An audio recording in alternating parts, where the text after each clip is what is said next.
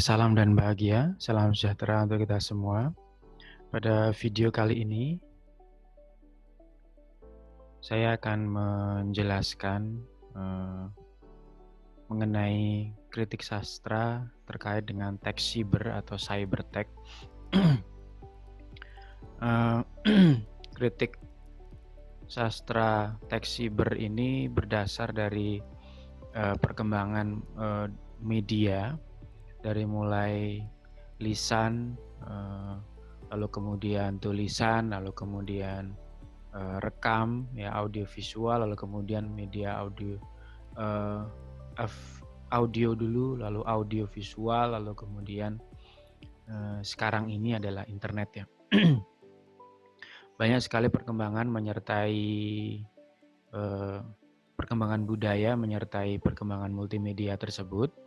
Salah satunya nanti yang akan kita bahas adalah khususnya dalam sastra ya.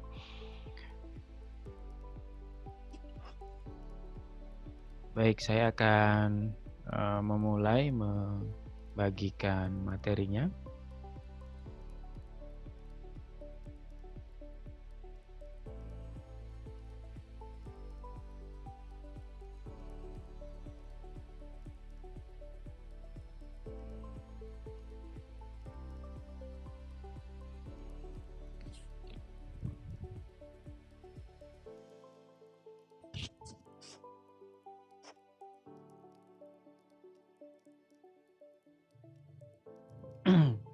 Kritik sastra teks cyber ya, seperti yang saya sampaikan.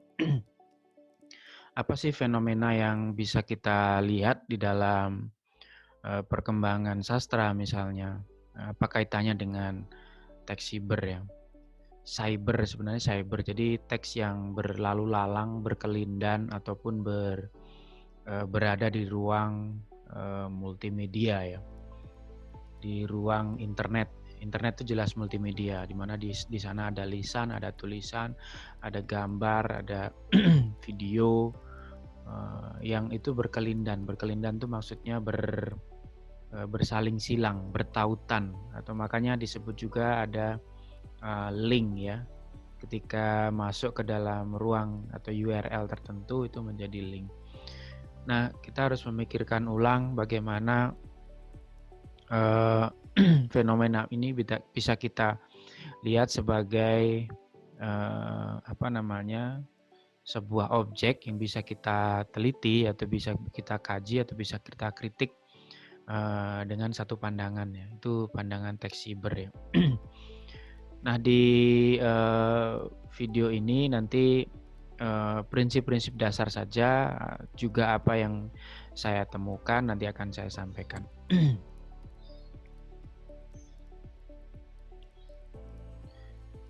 Nah, ini salah satu halaman atau laman dari Instagram. Ini ada penyair muda namanya Dava Randai. Anda bisa kunjungi di Instagramnya itu, yang dia selalu menuliskan puisi-puisinya, tidak selalu tapi sering. Puisi-puisinya di Instagram itu dalam format baku, jadi ini format tulisan ya. Dia hanya memposting berlembar-lembar, tapi kemudian bisa kita slide gitu, bisa kita lihat dari slide-nya begitu. Kalau ini masih masih kita masih bisa lihat bahwa ini adalah tradisi tulis ya. Tradisi tulis yang kita bisa cek di situ sama seperti dalam buku, hanya dia berada di ruang multimedia, di Instagram, di media sosial seperti itu. Nah, fenomenanya adalah kita mengenal seperti ini adalah Insta Poetry ya, atau Instagram puisi. Kemudian juga ada Tweeterature atau Twitter literatur atau Twitter sastra atau sastra Twitter. Barangkali yang punya Twitter bisa melihat ada yang juga memposting puisi-puisi seperti ini dalam Twitternya. Juga ada yang membuat status-status sastra di dalam WhatsApp-nya, atau status-status sastra juga dalam Facebook. Nah, Lalu kita melihat multimedia ini harus bisa dikaji dengan apa, kecenderungannya seperti apa. Nah, dalam pertemuan ini, dalam video ini saya akan menyampaikan kecenderungan multimedia itu seperti apa. Kalau kita di dalam tradisi lisan, kita kecenderungannya adalah kelangsungan misalnya. Jadi ada kelangsungan tuh artinya orang dengan orang berkomunikasi langsung. Itu ciri tradisi lisan. Sastra lisan juga begitu, berbalas pantun dan sebagainya. Lalu ada tradisi tulis ya, tradisi tulis itu lahirnya buku-buku ya. Buku-buku di-copy, terus digandakan dan sebagainya, tersebar. Jadi seperti itu. Nah, kalau dalam tradisi multimedia ini bercampur ya. Karena ada tradisi buku juga, ada tradisi lisan juga, ada tradisi multimedia, grafis dan sebagainya. Sehingga bagaimana kecenderungannya begitu. Kalau dalam tradisi buku ya buku saja biasanya. Yang beredar itu hanya buku-buku. Kalau tradisi lisan ya suara dan kelangsungan gitu. Kalau tradisi multimedia di mana kita tidak harus bertemu langsung, di mana buku itu bisa di-screenshot, buku itu bisa difoto, buku bisa diedit lalu diposting ulang, gambar juga bisa. Nah, fenomena seperti ini kemudian menunjukkan satu gambaran sastra yang mungkin tidak baru, tapi medianya memang berubah dan menjadi baru begitu. Kalau sastranya bisa saja bisa lama, bisa baru, tapi medianya itu selalu berubah. Jadi multimedia, internet itu cirinya juga mudah berubah. Jadi seperti kalau dalam pasca kolonial kita menyebut mimikri, dia bisa berubah di mana-mana gitu. Sulit kita menerima mana sebenarnya yang benar begitu. Makanya Anda kalau melihat berita sering kita diperingatkan bahwa apakah itu hoax atau bukan gitu. Apakah itu berita benar atau bukan. Nah, itu nanti ujungnya adalah multimedia dan internet ini mengarah kepada post-truth, di mana kebenaran itu dipertanyakan ulang gitu. Apakah kebenaran yang ada itu adalah kebenaran yang benar-benar seperti itu adanya gitu. Nah, kita perlu cari tahu pola-pola multimedia yang mana di pola tersebut gambar puitikanya seperti apa, teks cybernya seperti apa, ya. Nah, kecenderungan yang ini saya ambil dari headline-nya Iqbal Aji Daryono, seorang kolumnis di Detik News. Ini kita tuh punya ciri dalam tradisi multimedia itu. Ketika kita sering mengkopas, jadi kalau di sini hari ketika ucapan duka tinggal dikopas saja. Jadi kalau ada yang meninggal biasanya di grup itu kita kopas dari yang atas karena malas menulis, lalu kemudian kita tempel di kolom kita, lalu kita klik, lalu kemudian muncul sebagai kata-kata kita. Gitu. Padahal itu tempel.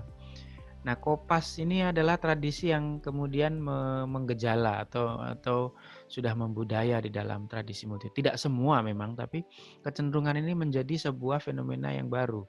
Sehingga kalau kita mengkaji kritik sastra teks siber itu juga kita perlu sebuah metode, yaitu metode sastra banding. Misalnya nanti kita melihat sastra dengan film, sastra dengan gambar, dan sastra dengan musik dan sebagainya seperti yang kita lihat di dalam YouTube misalnya. Nah, kopas-kopas ini karena kita punya teknologi untuk menggabung-gabungkan sehingga menjadikan multimedia ini punya sifat atau karakter tersendiri terkait dengan sastra begitu. Sastra tidak murni lagi seperti sastra dalam buku, seperti tercetak dalam buku, tapi dia bisa diubah dengan tujuan tertentu. Ada tujuan politis, tujuan humor, ada tujuan macam-macam ya. Kalau anak sekarang mungkin untuk baper-baperan dan sebagainya. Itu sastra kemudian fungsinya menjadi beragam, modelnya jadi beragam, dia bisa dibentuk oleh siapapun menjadi bentuk-bentuk yang sesuai dengan keinginannya dari si pembuat itu, si kreator baru begitu. Nah, misalnya seperti ini ya. Ini saya sudah sering kali di seminar-seminar juga saya sampaikan, ada satu web yang entah sekarang mungkin sudah hilang webnya itu, saya beruntung masih bisa mendapatkan ini. Ini adalah seperti infografis ya kalau sekarang, tapi menjadi meme, menjadi tiruan ya. Di sini ditulis yang fana adalah mantan, nyeseknya abadi. Kalau di awal tadi saya menyampaikan punya Dava Rande Instagram itu masih asli dari dia ya, belum ditambah-tambah. Nah ini ada yang dikreasikan untuk tujuan humor misalnya. Padahal kalau yang original di bawah itu Anda lihat di PowerPoint saya, yang fana adalah waktu kita abadi. Ini diambil dari Perahu Kertas yang terbit tahun 1991. Nah ini satu fenomena yang kemudian kita melihat, kita tidak ngomong baik buruk ya, kita tidak ngomong ini pencemaran nama baik atau apa, tapi ini fenomena yang unik bahwa orang kemudian membuat satu kreasi yang menjadikannya tidak orisinal bagi dia, tapi sebenarnya dia tidak orisinal secara benar ya, karena aslinya itu tidak ada mantan dan nyeseknya abadi. Ini orang yang membuat semacam ini untuk dijadikan lelucon gitu. Jadi sastra menjadi sastra ini bertransformasi ya. Fungsinya mungkin selain sebagai ini bacaan serius sebenarnya. Kalau Anda baca yang fana adalah waktu kita abadi, ini bisa memikirkan satu baris ini saja bisa menjadi satu penelitian yang luar biasa. Kenapa yang fana adalah waktu dan kita abadi, bukannya itu terbalik. Ya, yang abadi adalah waktu, yang fana adalah kita gitu. Fana itu yang pasti mati, sementara abadi itu waktu. Kalau kita mati apakah masih berjalan? Masih. Tapi kenapa Sapardi memikirkan itu, menuliskan itu? Nah ini sangat serius sebenarnya, tapi kemudian diubah menjadi seperti itu, menjadi yang kontraproduktif, menjadi kontradiktif gitu. Nah ini salah satu fenomena. Ini punya Pram juga dibuat seperti itu misalnya. Yang asli misalnya, kalau Anda lihat di dalam infografis itu atau meme itu, punya pasangan itu hal biasa saja, yang hebat-hebat hanya tafsirannya. Seolah-olah Pram ini ngomong masalah hal-hal yang buat baper kalau Anda istilahnya ya. Ngomong hal-hal yang remeh. Padahal sebenarnya Pram ini ngomong soal hal yang sangat serius ya. Hidup sungguh sangat sederhana, yang hebat-hebat hanya tafsirannya. Jadi ini dipenggal dari Rumah Kaca kalau tidak salah, di dalam novel Rumah Kaca ya, karya Pramoedya Anantatur. Nah ini juga fenomena yang menarik untuk dilihat bahwa sastra bisa bertransformasi serupa itu gitu. Nah ini dalam budaya populer, tidak khusus pada sastra, tapi bahkan Bung Karno pun tidak luput dari kekreatifan Dewan Kesepian Jakarta ya. Maaf kalau tadi saya menyebutnya Dewan. Ini bukan Dewan Kesenian Jakarta, ini plesetan juga, Dewan Kesepian Jakarta. Ini perjuanganku lebih mudah karena mengusir penjajah, perjuanganmu akan lebih sulit karena melawan pacar baru mantanmu sendiri. Jadi ini juga satu fenomena di dunia cybertech. Ini cuma satu gambaran ya, ada banyak sekali model. Saya tidak bisa sampaikan di sini semua apa sih kecenderungan dari multimedia itu, sehingga dia begitu saya istilahnya bebas. Jadi kalau tradisi tulis, tradisi buku, tradisi lisan itu ada keterikatan gitu. Anda tidak bisa tanda kutip seenaknya ya, sebebas itu untuk menyampaikan atau membuat semacam ini. Kalau ini begitu leluasa dia membuat, dan ini disebar bisa untuk geguyon, dan setelah itu biasa, tidak terjadi apa-apa gitu. Nah ini cybertech, saya mungkin akan cepat saja. Intinya cybertech itu diproduksi oleh internet atau multimedia. Jadi dia berada di ruang internet dan multimedia, tidak terpengaruh pada dominasi budaya cetak.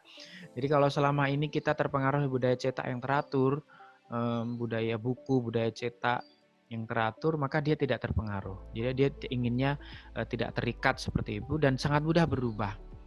Ya, seperti kita halnya, sangat mudah membatalkan janji dengan hanya mem-WA seseorang, "Maaf saya tidak jadi." Kalau zaman dulu susah, bayangkan kalau dalam tradisi lisan, orang membatalkan janji sementara jaraknya bisa puluhan kilo, sementara sudah dibuat janji 3 hari sebelum akan bertemu di sini. Kalau Anda tidak jadi, Anda mau mengabarinya bagaimana? Tidak bisa, Anda tetap harus datang. Jadi kalau zaman dulu tuh orang berpegang teguh pada janji. Pada pada apa ya, kalau sekarang mungkin dalam sekian detik Anda bisa berubah karena kita punya alat atau media yang, memungkinkan. Jadi di dalam multimedia itu sehingga tidak terikat, sangat mudah berubah ya.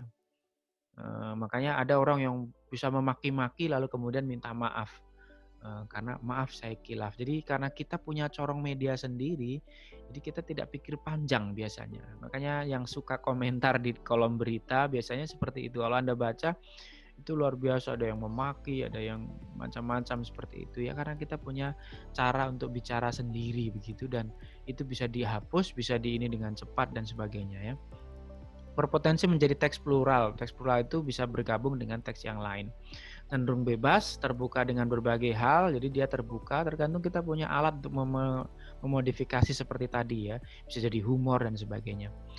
Nah, ini adalah kebenaran bukan prioritas. Jadi orang tidak mementingkan lagi kebenaran, dia mementingkan, kepentingannya sendiri, bukan kepentingan untuk kebenaran, tapi kepentingan untuk kepentingannya diri sendiri. Apakah dia ingin, humor atau dia ingin politis, sarkas, atau dia ingin mengkritik dan sebagainya, bisa berfungsi seperti itu. Nah, yang pertama bahwa teks, cyber atau siber juga teks sastra siber itu cenderung bisa imitasi ya. Jadi bisa dia di-copy orang lain. Jadi seperti saya meng-copy punyanya Dava Randai. Kalau saya masih meng-copy aslinya tidak masalah mungkin ya. Masih ada alamatnya dan sebagainya. Tapi dalam hal yang lain bisa di-copy dan tidak dikasih alamatnya, bisa di-copy, diakukan dirinya sendiri dan sebagainya. Jadi hak cipta juga menjadi abu-abu sifatnya. Ya, karena dia bisa diimitasikan gitu, seperti itu yang pertama. Jadi yang berikutnya adalah, transformasi. Setelah diimitasi itu, bisa juga berubah. Jadi dia bisa berubah menjadi teks yang lain ya, teks-teks bisa berubah-ubah, dari buku menjadi web, menjadi, layar layar HP, menjadi, bisa macam-macam ya. Jadi dia bisa bisa berubah. Bisa transform ya, berubah ya. Diimitasi, di-copy, lalu bisa transform. Lalu kemudian bisa fusi. Fusi itu jelas bergabung ya.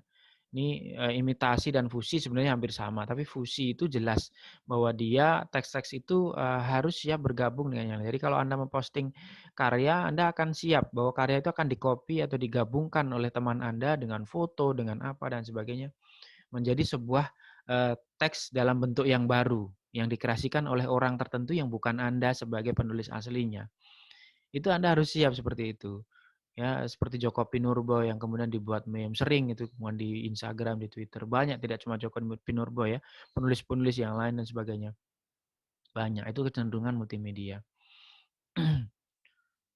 Nah, yang terakhir kreasi. Kreasi ini yang, Anda bisa melihatnya ada yang dibuat humor seperti tadi, tapi ada juga yang digunakan untuk mengkritik orang lain, diplesetkan, bahkan untuk menghina orang lain. Nah, ini yang paling paling apa ya, paling besar pengaruhnya adalah di kreasi ini. Karena di kreasi ini bentuk aslinya atau orisinalitasnya sudah dicabut, apa sudah dicerabut, sudah tidak utuh lagi. Sehingga dia memunculkan teks yang betul-betul, bentuknya baru, tidak bisa dikenali aslinya misalnya. Seperti tadi ya, kalau orang tidak mau ngecek di bukunya, maka orang tidak tahu aslinya Pram itu menulis apa, Sapardi menulis apa.